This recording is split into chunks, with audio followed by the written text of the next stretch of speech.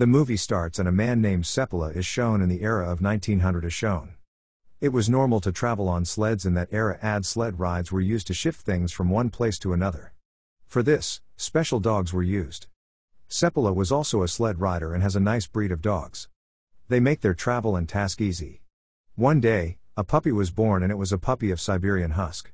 These dogs are used to being weak, and Seppala thinks it is useless, as he can't take this dog on a sled ride with other dogs. He wants to give this dog to someone else, but his wife doesn't want this. She keeps all the dogs like her kids. She named it Togo and says, "I love it like my kids. They are near my heart and I don't want to make them separate from me. We should give Togo a chance, and it is younger now. We should not take out any conclusion soon about it." Seppala doesn't want this, but even then he agrees with his wife. Togo was growing elder with the passage of time, and it was naughty. Seppala was annoyed by it. His wife always asks him to take Togo with him on a sled ride. He says to his wife that it is weak now and it can't survive on a sled ride. Seppala gives Togo to his friend, but his wife knows none will keep it because it is naughty. It happens the same the next day. His friend brings Togo back. He says, "This dog of yours is naughty and I can't keep it with me." His wife smiles at this because it was naughty, and whenever Seppala takes his dogs on the ride, Togo goes behind him. Even he ties it in a fence, but it runs from there while digging the earth. It runs after Seppala and it enjoys with other dogs arriving there. Due to it, Seppala's practice ruins what was he teaching his dogs. One day it falls into the water and Seppala was fed up with its axe. He locks Togo in a room, but it moves out from there somehow. One day Seppala convinces his female friend to keep Togo, but she was strict and says Togo has to stay in the room. Seppala doesn't have any problem with it and leaves while dropping Togo there. After a short time, Togo breaks the mirror of the window and comes out, and reaches Seppala. He becomes worried seeing it and notices its hands are also injured and they were bleeding, so he makes Togo sit on the sled for taking it home. Togo doesn't want to sit on it and wants to run with the other dogs. After trying hard when Togo didn't sit on the sled, Seppala ties it with the other dogs.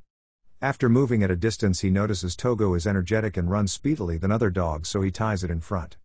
Togo takes them home soon with its speed, and Seppala becomes happy and shocked to see Togo and tells his wife how speedily Togo ran. He even tells his wife it is a lead dog and was becoming happy to see Togo. His wife also becomes happy to see it. Later, Seppala wins many sled races with the help of Togo. They become famous gradually. The time passes like this, and now 12 years have passed. Togo is shown elder, and one day it returns to its city and discovers a disease has been spread in the city named diphtheria, and it was affecting the kids. The kids were losing their life to this disease and everyone was worried. Mayor calls a meeting and Seppala goes there and he tells them there is an antidote to this disease. It is 600 kilometers far from Nevada, but it is dangerous to go there as a huge storm is arriving. Mayor asks Seppala about the weather and he tells, "When I was returning the dogs were panicked to see the weather. Togo was also getting panicked and it has done this after many years. We should be concerned if it is concerned." Later, he leaves, and when he comes out a doctor asks for the lift. Seppala drops him at the hospital on his sled. Seppala sees many kids are sick in the hospital and their lives will be in danger if they will not brought the medicine. Seppala gets lost in his thoughts and tells his wife that when he gets home, he will go take medicine. He says, "I will take Togo with me," but his wife says it is now 12 years old and you said it is not strong. The weather is also not good and I don't want you to be a reason for its death. Then you devote your entire life to the fact that Togo died as a result of your actions. Seppala doesn't want to go without it and he leaves with Togo while saying goodbye to his wife. As Seppala was moving with his dogs, the storm was also moving forward. The wind was so hard that Seppala couldn't see anything. Togo was in front and Seppala was asking his dogs to move forward. They have to return soon while taking medicine from Nevada, and he was on a deep slide with his dogs and Togo stops there. Seppala couldn't understand anything and finds a huge ditch, and Togo has seen this terrible ditch even in his storm. It stops because of it and Seppala was saved along with his dogs due to it.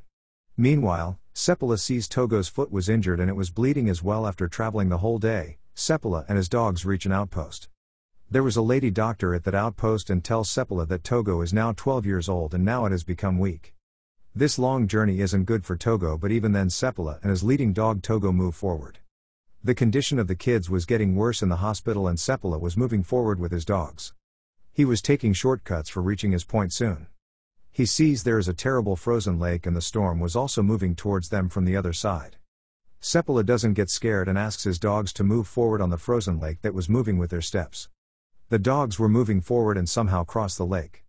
After traveling the whole day, they reach a checkpost and take a rest there. Seppala's wife goes to the mayor and tells the medication has been sent from Nevada and Seppala will get them on his way. He is moving forward through shortcuts and his travel will be longer if he will not get those medications. Seppala is shown reaching a checkpost after traveling for a whole day. Togo's condition was worse, but even then it wants to move forward and lead. Now it happens the same. Seppala was moving from his shortcut, and if he will not find the man bringing medicine from Nevada, so his travel will become difficult for him. Seppala gets tired and his eyes were closing, but his dogs were moving forward like electricity, and man is shown came from Nevada.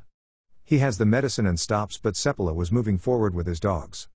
The man calls him, but Seppala was lost and the hard wind was also blowing as well.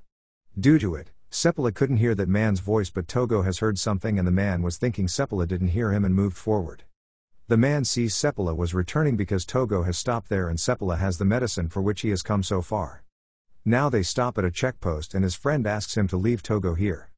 I have lost my many dogs in those terrible storms. I don't want you to lose your lovely dog Togo, but he refuses and says Togo is my lead dog and I can't travel without it. Seppala again starts traveling with his dogs. The lake appear in front of them, which he has crossed with his dogs yesterday.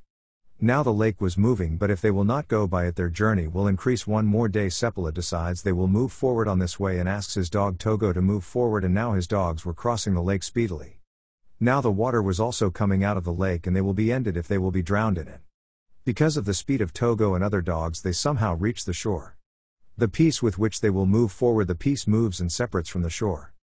Seppala throws Togo to the shore and asks it to pull that ice piece. Togo was injured, but even then it applies its force.